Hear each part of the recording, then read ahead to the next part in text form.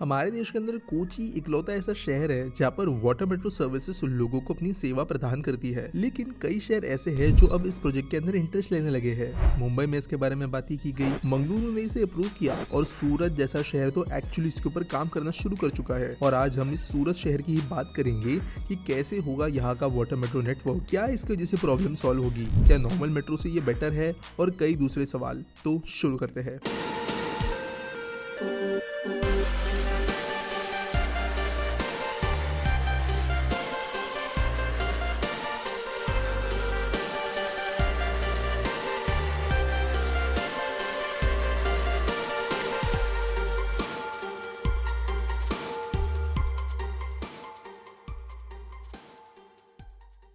देखो, पहले तो एक कंफ्यूजन क्लियर कर देता हूँ। कई लोगों को ऐसे लगता होगा कि वाटर मेट्रो फेरीज की तरह ही है, लोगों को पानी के रास्ते बोट में बैठाकर एक से दूसरी जगह पर ले जाने का काम करती होगी। लेकिन वाटर मेट्रो को जो अलग बनाने वाली चीज है नॉर्मल फेरीज से, वो है स्टैंडर्डाइजेशन। यहाँ पर प्रॉपर रूट्स होते हैं वाटर बॉडीज के अंतर्गत, जहाँ पे डेजिग्नेटेड स्टेशन होते हैं। एक बोट आने का, रुकने का और वहां से निकलने का एक डिफाइंड टाइम होता है। उस स्टेशन के अंदर भी कॉन्कोज और प्लेटफॉर्म एरिया जैसे मेट्रो में अलग अलग होता है, जहाँ पे टिकट खरीद सकते हो और जहाँ पे एक्चुअल ट्रेन में चढ़ते हो, वो यहाँ पे भी सेपरेट किया गया है। इसके अलावा यहाँ पे जो ट्रेन या बोट्स होती है वो बहुत ही ज्यादा मॉडर्न होती है, इलेक्ट्रिक होती है, प्रिसाइजली उनको यूज किया जा सकता है। और काइंड ऑफ फेरी से अलग ये एक से दूसरी जगह पे नहीं जाती, बल्कि एक सर्कुलर रूट पे या एक प्रॉपर लाइन में ही चलती है, जहाँ पर point A to B to C to D के रूट में ही चलती रहती है और फिर रिवर्स। जबकि ferries generally A to B, B to A to B, B to A इस रूट्स में ट्रेवल करती है। तो वाटर मेट्रो जो है ज्यादा रिलायबल, ज्यादा कंफर्टेबल, ज्यादा स्टैंडर्डाइज्ड और ज्यादा क्विक सर्विस बन जाती है नॉर्मल फेरी से। और कोची ऐसा शहर था जहाँ पर जो नेचुरल इसकी जियोग्राफी है, जिसमें बहुत सारे लगून्स,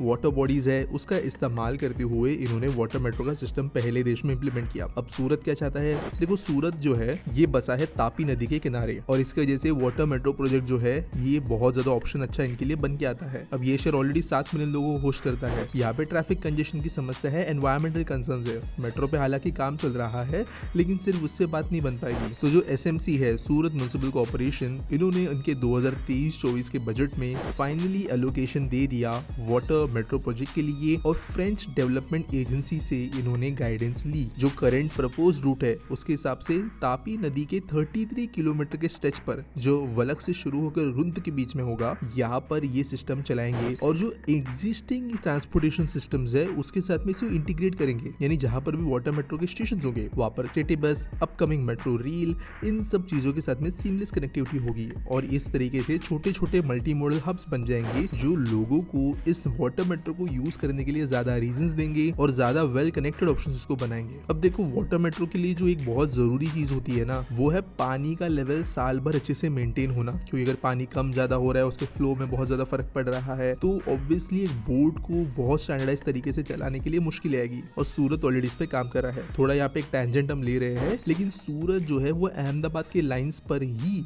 एक रिवर फ्रंट डेवलपमेंट प्रोजेक्ट भी बना रहा है। और रिवर फ्रंट डेवलपमेंट प्रोजेक्ट के बारे में अगर आप जानते हो, स्पेशली अहमदाबाद वाला, तो उसके अंदर का one of the most important component ये है कि किस तरीके से वो साबरमती नदी में पानी का लेवल मेंटेन करके रखते हैं। अगर आप बहुत पुरानी गूगल अर्थ की इमेजेस देखो, तो साबरमती नदी जो है बहुत ही अलग तरीके से बहती थी। गर्मियों में सूख जाती थी, बारिश में ओवरफ्लो होती थी, और कहीं पर भी ये एक यूनिफॉर्म विड्थ की नहीं थी। सरकार ने किया ये कि नदी के शुरुआत में और नदी के अंत में जो शहर के दोनों छोर है, वहां पर बैराजेस बनाए, छोटे डैम सब कह सकते हो बनाए। और इसके वजह से ये जो बीच का पूरा नदी का सेक्शन है, इसमें पानी कितना होना चाहिए, किस लेवल पे होना चाहिए और कितने फ्लो से पानी अंदर जा रहा है या बाहर जा रहा है, ये कंट्रोल किया जा सकता था। सूरत में ऑलरेडी इस पर काम हो रहा है, जिसके वजह से जो सबसे मेन क्राइटेरिया है वाटर मेट्रो बनने के लिए, वो ऑलरेडी यहाँ पर एड्रेस की जा रही है। अब इसका प्रोग्रेस क्या है? देखो, फीजिबिलिटी असेसमेंट तो 2024 में शुरू हो गई है इसी साल। कोची वाटर मेट्रो की जो टीम है जिन्होंने उसको डिजाइन किया, प्लान किया, वो सूरत विजिट कर चुकी है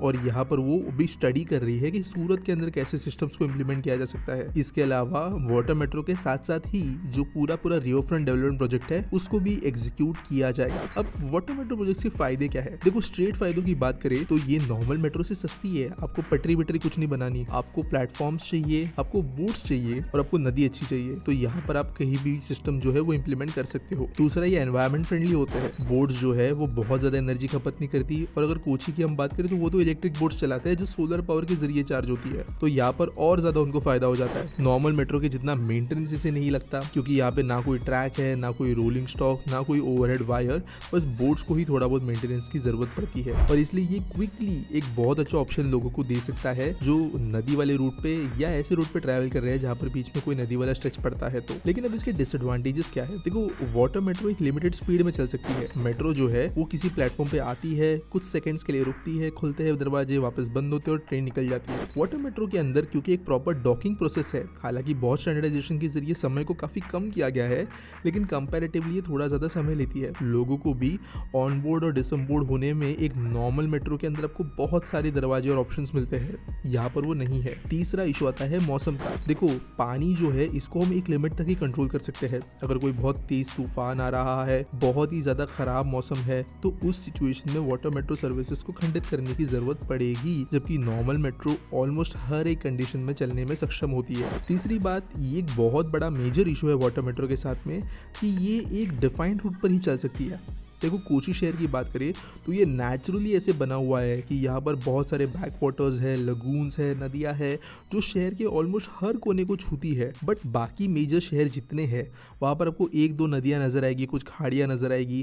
तो जो लोग सिर्फ उन रूट्स पे ट्रैवल करना चाहते हैं जो इस पानी को छूता है, उसकी संख्या, तो उन पैसेंजर्स की संख्या काफी कम है। एक नॉर्मल मेट्रो आप चाहिए वैसे घुमा सकते हो, शहर के दो कंजेस्टेड एरियाज को जोड़ सकते हो, शहर को आउटर सर्व से जोड़ सकते हो। लेकिन वाटर मेट्रो में आपको जनरली जहाँ पे पॉपुलेशन हो या ना हो, आपको नदी का या जो भी वाटर बॉडी है उसका किनारा ही चूज करना पड़ता है, और जरूरी नहीं है कि किनारे पर लोग जो है वो जाना चाहते हो या वहाँ पे हैवी पॉपुलेशन हो, तो रूट फिजिबिलिटी थोड़ी मुश्किल बन जाती है। और इसकी वजह से वाटर मेट्रो प्रोजेक्ट थोड़ा अभी भी डाइसी ऑप्शन लगता है देश के ज्यादातर शहरों को। आपको ये वीडियो कैसे लगा मुझे कमेंट सेक्शन में जरूर बताना। मिलेंगे अगले वीडियो में।